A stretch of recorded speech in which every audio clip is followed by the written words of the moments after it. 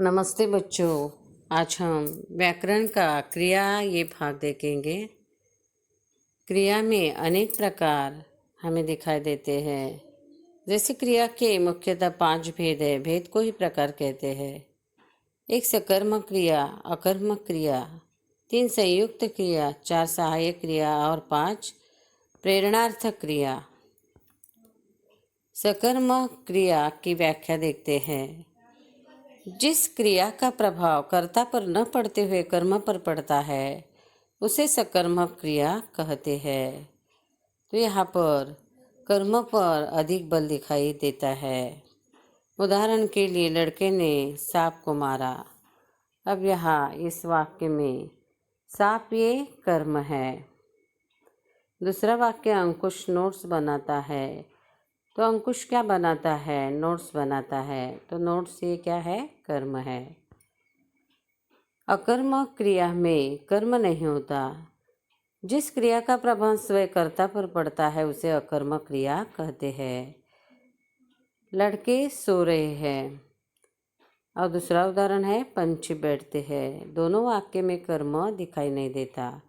लड़का यानी करता है और दूसरे वाक्य में पंछी ये भी करता है। तो अकर्मक क्रिया में कर्ता पर अधिक बल दिया जाता है।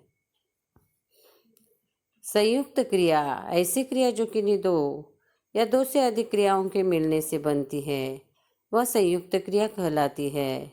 यानी संयुक्त क्रिया में अक्सर 2 वाक्य होते हैं। यहाँ पर उदाहरण दिया है, अशोक कार्यालय से लौट आया। दूसरा वाक्य है, प्रेमा ने किताबें खरीद ली। 3 शेर को देखते ही यात्री कांप उठे।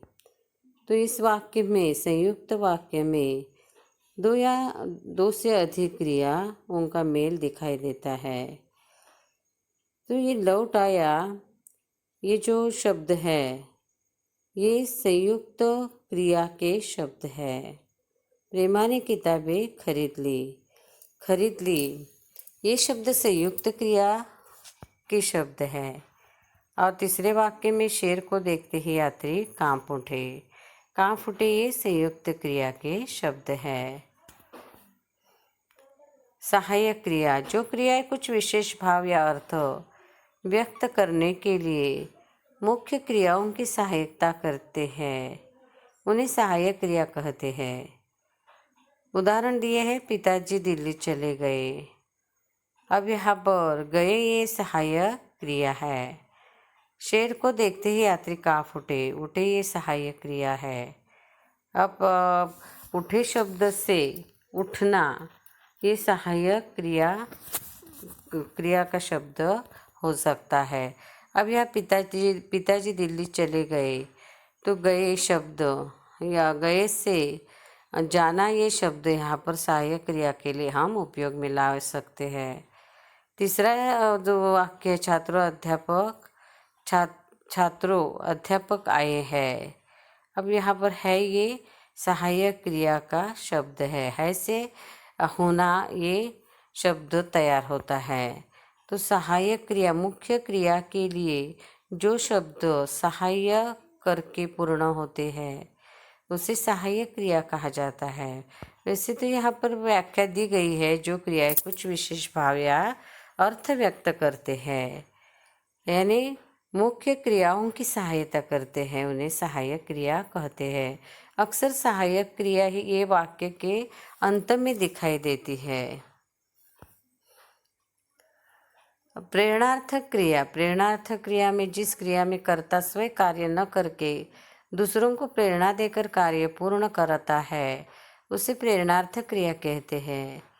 उदाहरण दिए हैं, किशोर पत्र लिखता है। प्रधानाचार्य किशोर से पत्र लिखवाते हैं। प्रधानाचार्य अध्यापक द्वारा किशोर से पत्र लिखवाते हैं। यानी प्रेरणार्थक क्रिया बहुत ही आसान है। उसके उदाहरण भी आपको दिए गए हैं।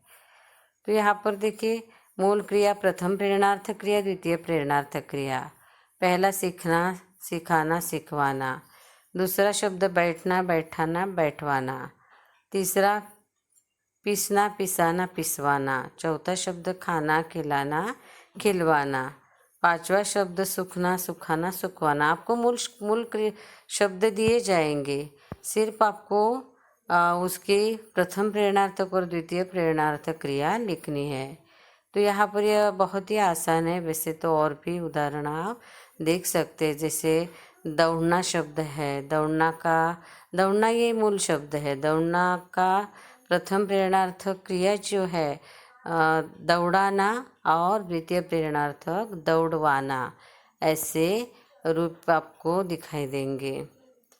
तो ये जो क्रिया है उनकी व्याख्या आपके वर्ग पाठ की बही में लिखिए। धन्यवाद।